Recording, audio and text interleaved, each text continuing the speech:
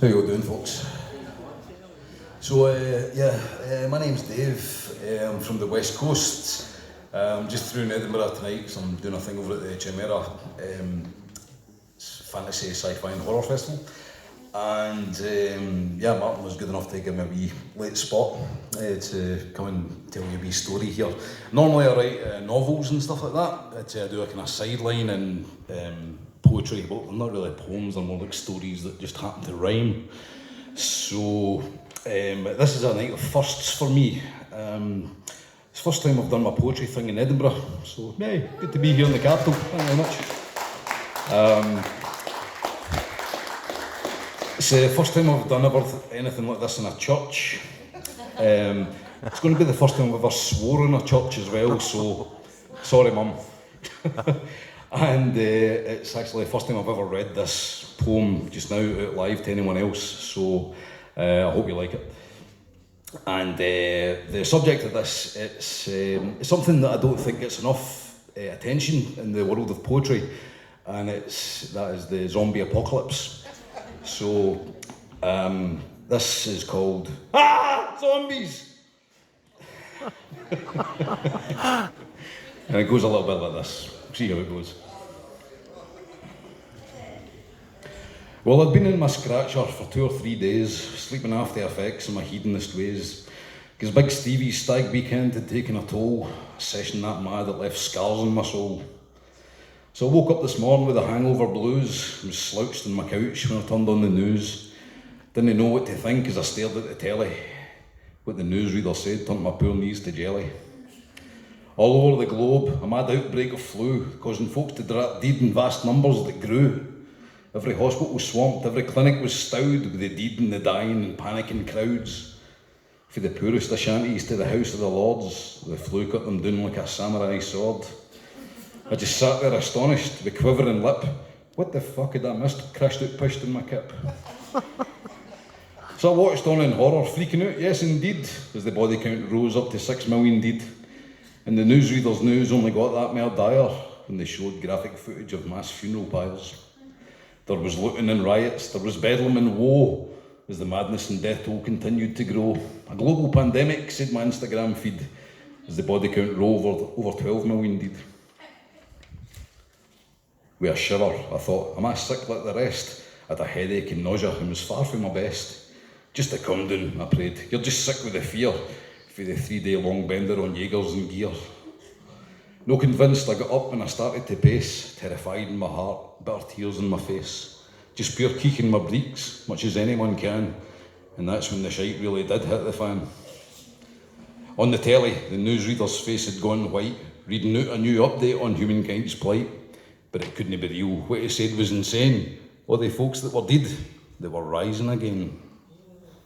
Against every law of both nature and man, from the beaches of Spain to the streets of Japan, all the previously perished were up and about, and to anyone near gain hungry pursuit.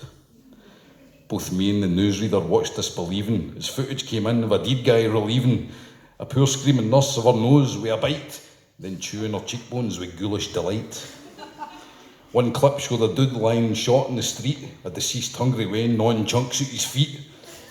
On Facebook, a soldier kicked, struggled and wailed as a mob of live corpses dined on his entrails. As the carnage continued, I thought that I'd spew, or the zombie flicks made, everyone had come true. The dead were awake and demonic empowered, and the living were run down and messily devoured. The undead apocalypse was finally here, so I had to think straight, had to swallow my fear. And I've tried to recall what I'd read in the books, the ones that were penned by that punter named Brooks. The Zombie Survival Guide, World War Z, crucial knowledge I'd garnered while lying in bed. And I'd 9 years of watching The Walking Dead too, though some seasons were shite, we all know that it's true. 28 days later on the train to Busan, I'd seen enough films to come up with a plan. Thanks to George A. Romero's undead expertise, getting through Armageddon just might be a breeze. So I took a deep breath, gave myself a good shake. There was crucial decisions I knew had to make. Number 1, keep it down, because you can't make a sound. It's the first thing you learn when there's zombies around. So I muted the telly, I stood halfway still. The slightest wee rumpus could get my arse killed. With soft steps to my window, I keep through the blinds, steeling myself for the view I might find. From my tenement window at the top of the hill, the street down below was unnaturally still. No a car on the road, no a soul passing by. Then I heard a strange sound and I very near died. Somewhere back in my flat, a right horrible moan that brought to my mind the soft grinding of bones. All at once I remembered my pal, the bridegroom. Big Stevie had crashed in my tiny spare room. Palms getting right sweaty, heart starting to pound. I knew that bleak groan, I remembered that sound. For a dozen old films about the ravenous deed, but the sounds of it, Stevie was ganting to feed. And in all zombie movies, every horror buff knows there's a pure tragic moment. It's just how it goes. When the hero gets forced to bump off someone dear, and it seemed that moment was now drawing near.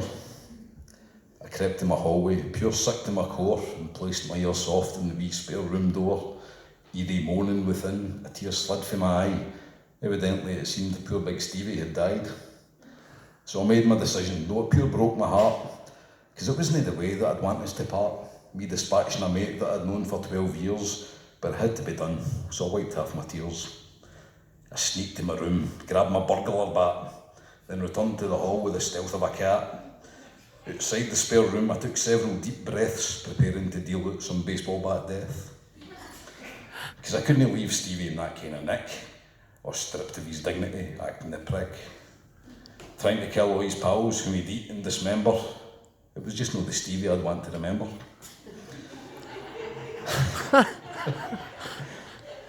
So I opened the door, pressed my back to the wall, and here came big Stevie out into the hall, all moaning and groaning and shuffling indeed, and looking to satisfy monstrous needs.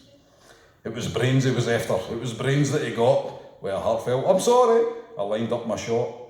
With a deep anguish cry, a pure crack to my dillion, sent his brains up the wall in wet chunks of vermilion.